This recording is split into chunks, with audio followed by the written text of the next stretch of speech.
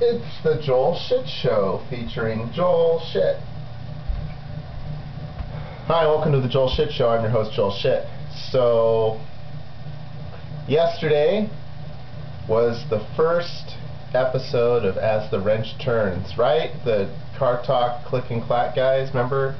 They were going to have an animated series on PBS, and it was going to be the two guys from Car Talk, and you thought, oh, well, it's going to be on PBS. How bad could it be? Pretty bad. I was really disappointed. So they're half-hour episodes, and they air them in pairs, which in and of itself is never a good sign anyway. I mean, I learned this when I was a kid. Whenever a network would show the same show twice in a row, that usually meant they were just trying to push them through and get them done. Maybe that's what PBS is doing. I don't know that PBS has a lot of half-hour shows, though. I mean, like Mr. Rogers, but that's not on anymore. I mean, it's on, but the reruns. I mean, Mr. Rogers is dead. You know, don't tell the kids that. He's going to be like the Tooth Fairy, you know, where you think he's real because you see him on TV, but he's really not. And you know, so they put them on in an hour block, so every Wednesday for the next like 5 or 6 weeks. And the first 2 minutes of the show were funny, and then the rest wasn't.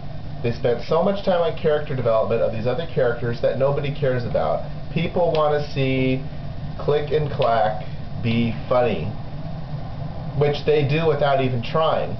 Now, the big concern was, will this show be funny because it will be scripted? And of course, their show is not scripted on the radio, and that's what makes it so funny, apparently. And it's true. And I don't know. I do well with the script. I mean, I don't use a script here, but I use the same lines over and over so much that, I mean, it's like I'm using a script, really. So basically, the more they got to talk, the funnier it was. But even then, sometimes it was kind of contrived. And you know what they should do? They should have just given them an hour live-action show where they took callers on the air. So then it would have been just like the radio show, but you could watch them make the same facial features or whatever that they probably are famous for doing. I mean, they're MIT guys, after all. And then that would have been fun, because then it would have been a call-in show, like it would have been like Mad Money with that Fraser Crane guy, except it would have been about cars instead of investing. I think that would have been the way to go.